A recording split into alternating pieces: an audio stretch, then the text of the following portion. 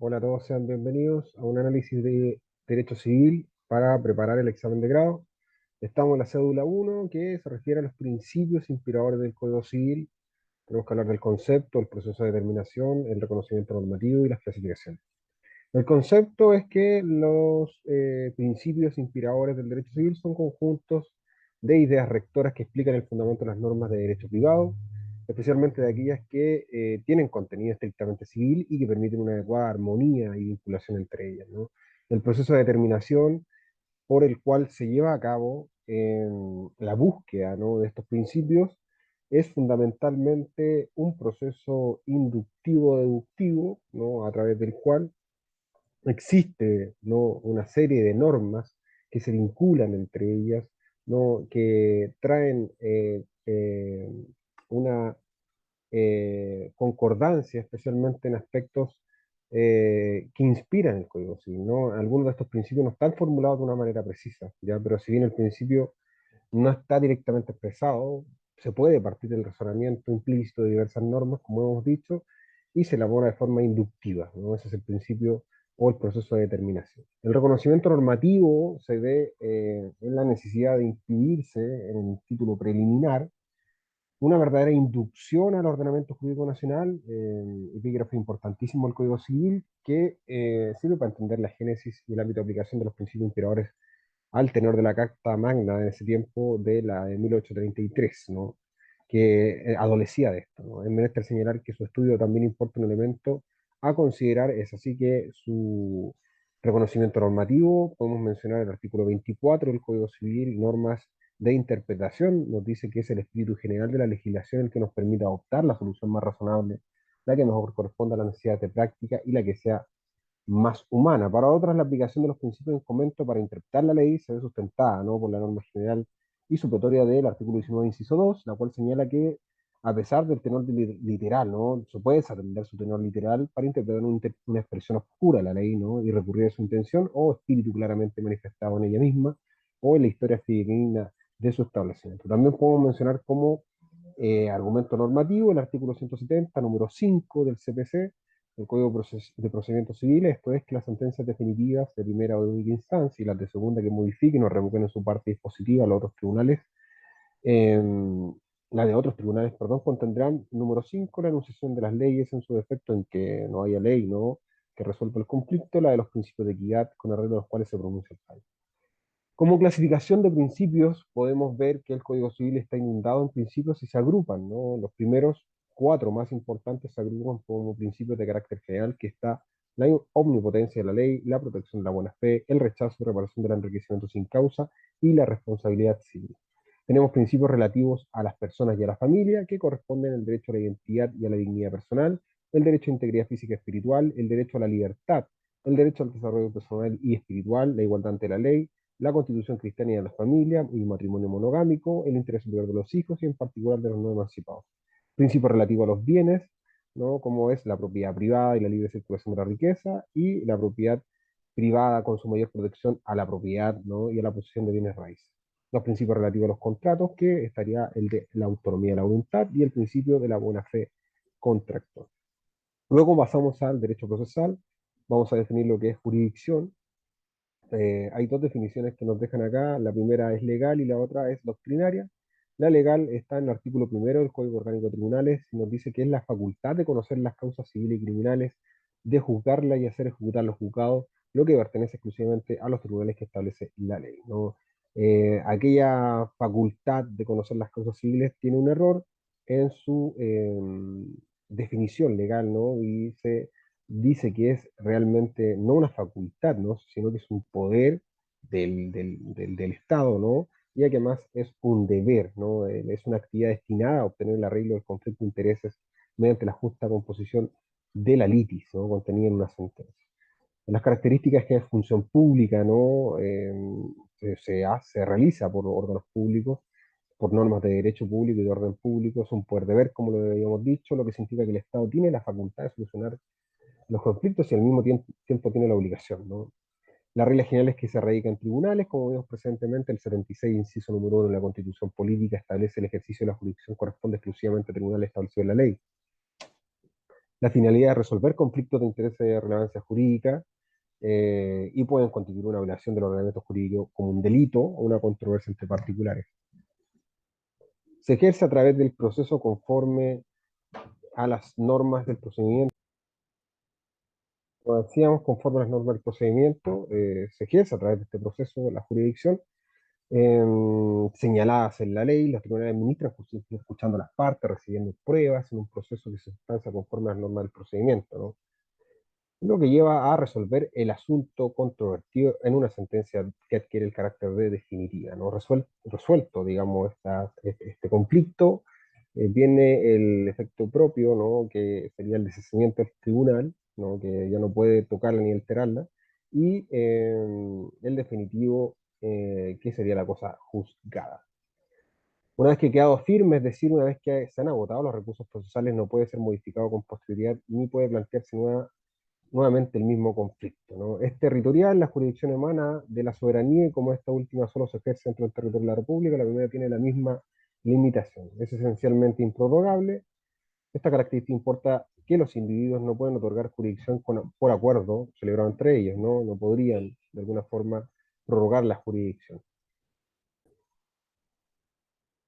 Es esencialmente indelegable también, los jueces no pueden delegar la jurisdicción temporal porque resuelve conflictos de orden temporal y no moral ni espiritual, y es una sola por cuanto es uno, cualquiera sea el órgano que la ejerce, ¿no? Los elementos de la jurisdicción están expresados en latín: la notio, que sería la facultad de conocer la cuestión litigiosa, ¿no? La vocatio, que es la facultad de obligar a las partes a comparecer dentro del proceso en el término de emplazamiento; la coertio, que sería el empleo de la fuerza para el cumplimiento de las medidas ordenadas dentro del proceso; la iudicio, que es la facultad de dictar sentencia, ¿no? Y la executio, que es el imperio para la ejecución de las resoluciones mediante el auxilio de la fuerza. Luego de eso tratamos los equivalentes jurisdiccionales. Como estamos viendo precisamente la jurisdicción, hay ciertos elementos que equivalen a la sentencia, ¿no? Aquellos medios idóneos distintos a la jurisdicción, que es la sentencia, que permite lograr la solución del conflicto. Generalmente con los mismos efectos de la sentencia, ¿no? Es decir, este efecto de cosa juzgada eh, que trae la acción y excepción, ¿no? La transacción, por su parte, es uno; la conciliación, por su parte, es otro; la sentencia extranjera también es uno; el avenimiento, también tenemos el sobreseimiento definitivo, el desistimiento de la demanda. Con respecto a la transacción, es un contrato. El 2004-46 lo define como un contrato en el que las partes terminan extrajudicialmente un litigio o precaven en un litigio eventual. Agregando la doctrina y la jurisprudencia otro requisito, que las partes se efectúan concesiones recíprocas, ¿no? La transacción judicial pone fin al litigio desde que se notifica la demanda. En cambio, la transacción extrajudicial precave un litigio eventual. Se diferencia la transacción de sus pares, la conciliación y el avenimiento, en que es eminentemente extrajudicial, toda vez que no requiere la existencia de algún proceso, ni menos la intervención de algún juez. Los límites para la transacción, bueno, no se puede transar, ¿no? La transacción no puede recaer sobre la acción civil que nace del delito. También la transacción debe haber un derecho en disputa y tampoco se puede transigir sobre el estado civil de las personas. La conciliación, por su parte, el 262 y el 268 del CPC, lo define como un acto jurídico procesal esencial, ¿no? El cual es un requisito a la vez para la validez del procedimiento, lo que caería como una causal de casación en la forma, ¿no?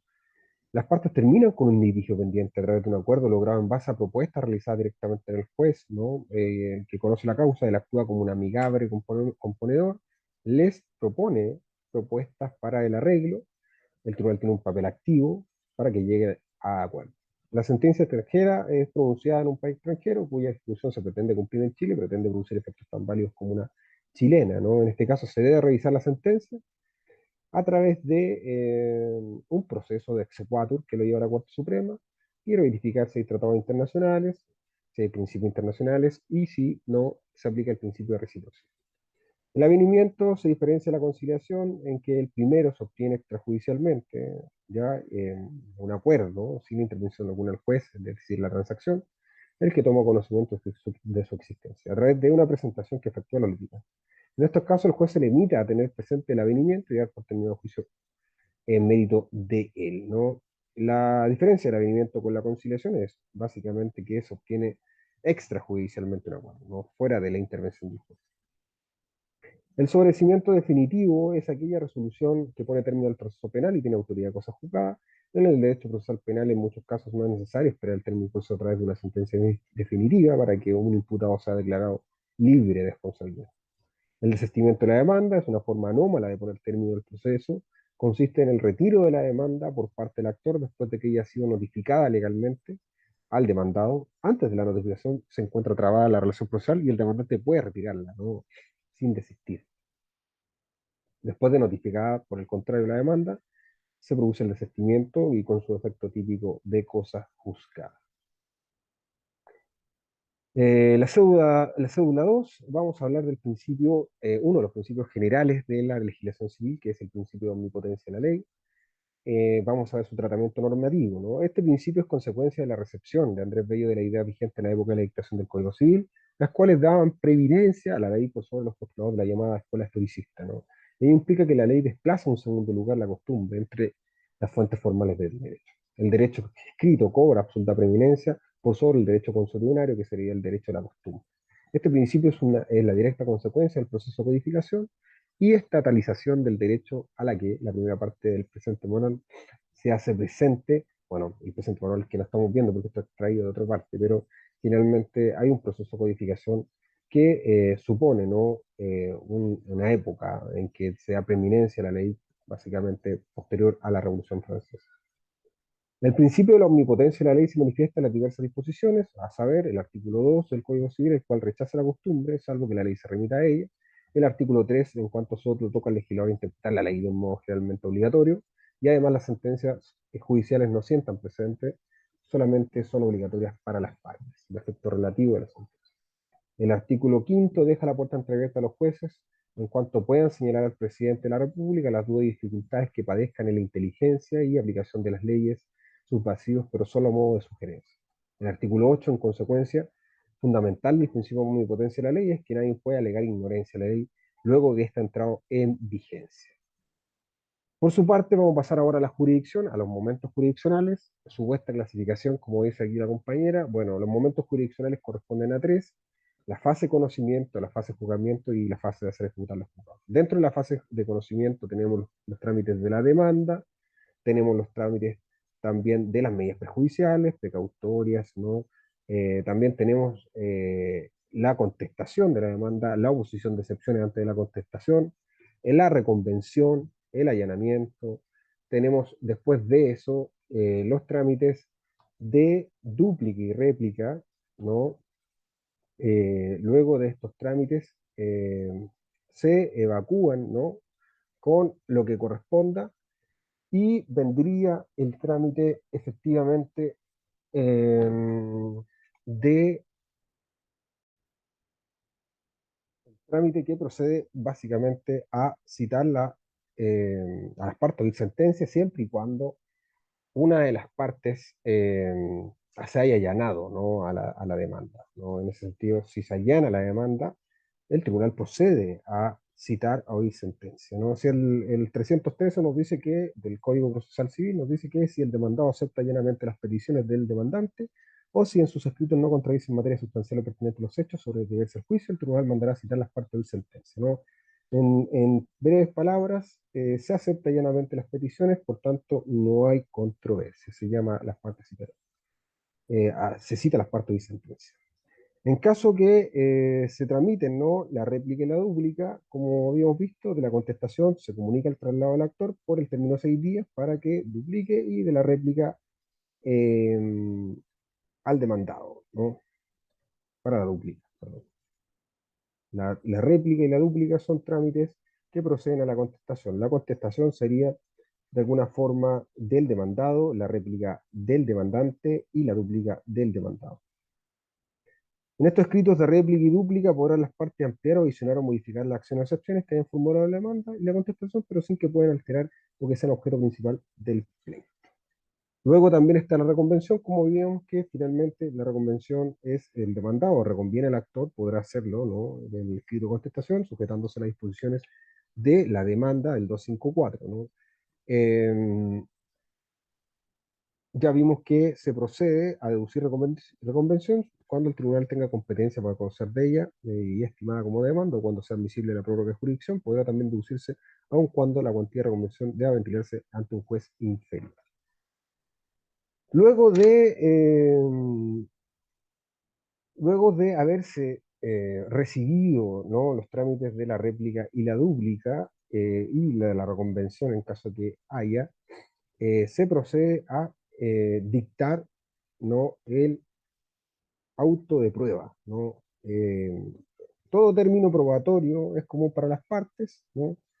Es así que el término probatorio es el término que se abre luego del auto de prueba, que finalmente existe de alguna forma para abrir, ¿no?, los hechos controvertidos, ¿no?, los hechos pertinentes y controvertidos. El art. 318 nos dice que concluidos los trámites que deben preceder a la prueba, ya se proceda con la contestación expresa del demandado o en su rebeldía, el tribunal examina por sí mismo el auto y se estima que hay o puede haber controversia sobre algún hecho sustancial o pertinente en el juicio, recibe la causa prueba y fija en la misma la resolución de los hechos sustanciales controvertidos sobre los cuales debe recaer. Solo podrán fijarse como puntos de prueba los hechos sustanciales controvertidos en los escritos anteriores. Es así que todavía estamos en el momento de la fase de conocimiento que abarca no solamente la fase de conocer en sí, sino que también de conocer la prueba, ¿no? Es así que luego de dictada la resolución del auto de prueba o la interlocutoria de prueba, se procede a la presentación de la prueba, ¿no? Ahí tenemos varias pruebas, se abre un término probatorio, que es común, dentro del cual se rinden las diligencias eh, que nos hayan pedido con anterioridad, ¿no? O se piden las diligencias que nos hayan pedido con anterioridad, ¿no? Es así que se regirá por las normas del artículo 20, el plazo del término probatorio es de 20 días. Luego del término probatorio de 20 días se puede pedir una ampliación de este término, ¿no?, para rendir pruebas fuera del territorio, que es el término extraordinario, ¿no? Se aumenta el término ordinario que se refiere al artículo anterior en un número de días igual al que concede la tabla de emplazamiento. También se puede rendir prueba dentro de la República. El aumento extraordinario para rendir prueba dentro de la República se concede siempre que se solicite y cuando haya justo motivo. El término probatorio extraordinario para rendir prueba fuera de la República no decreta el aumento extraordinario para rendir fuera de la República, sino cuando concurran las siguientes circunstancias, y ahí no enumera ciertas circunstancias, el artículo 330. Luego de haberse rendido la prueba, ¿no?, vendría la fase de conocimiento. Y la fase de conocimiento terminaría con el escrito de observaciones a la prueba. Luego vendría, como bien digo, después del escrito de observaciones a la prueba, vendría eh, la fase de juzgamiento. A no ser que el tribunal pida una medida para mejor resolver, en los cuales todavía estaría la fase de conocimiento. La fase de juzgamiento corresponde, por tanto, al cítese las partes de sentencia, en donde el juez decide o resuelve el conflicto de relevancia jurídica. Luego de haberse dictado la sentencia, ¿no?, la fase de conocimiento la fase de juzgamiento termina, ¿no? Y de alguna forma nacen los recursos para impugnar la resolución a través del recurso de apelación, el falso recurso de hecho y el verdadero recurso de hecho, ¿no?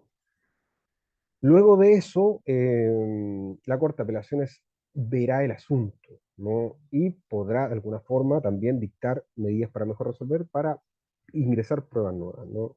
Luego de confirmado o en su defecto revocada la sentencia del Tribunal Inferior, se dicta una sentencia de reemplazo, o confirmada la sentencia anterior, se manda el decreto cúmplase, ¿no?, que baja al tribunal inferior que debe ejecutar la sentencia. Y aquí pasamos a la fase de la ejecución, ¿no?, que sería la facultad de imperio, en virtud de los cuales tiene la posibilidad de cumplir por la fuerza, ¿no?, el procedimiento incidental, ¿no?, que tiene un año para hacer cumplir la sentencia en el mismo tribunal que la dictó. Luego de la clasificación, tenemos clasificaciones de jurisdicción, ¿no? La contenciosa, la no contenciosa. La contenciosa sería aquella que se ejerce cuando hay contienda o controversia actual. Por su parte, la voluntaria, que es la no contenciosa, es la facultad de los tribunales de justicia de intervenir en todos aquellos actos no contenciosos en que la ley expresa requiera su intervención. Las facultades conexas de la jurisdicción serían tres. Las conservadoras, su fundamento estaría en el artículo tercero del COD, que es velar porque los tribunales de justicia, especialmente los tribunales superiores de justicia, apliquen o velen por el respeto a la Constitución y las leyes, ¿no? Aquí tenemos el recurso de protección y el de amparo, la fuente, como decíamos, el artículo 3, pero también hay otras fuentes que son de tribunales inferiores, como el incidente de nulidad o una excepción dilatoria. Las facultades disciplinarias es la que tienen los tribunales para aplicar determinadas sanciones o adoptar determinadas medidas a fin de que los debates judiciales se desenvuelvan con la compostura debida, ¿no? Los funcionarios judiciales cumplan con las normales que regulan la conducta ministerial. Y las facultades económicas que corresponden a la facultad que tienen los tribunales de decretar medidas tendientes a obtener una o más pronta o mejor administración de justicia. Y la facultad que tienen los tribunales superiores de justicia para decretar las medidas generales con ese fin. Vamos a quedar hasta acá y vamos a seguir en otro video con el principio de protección a la buena fe.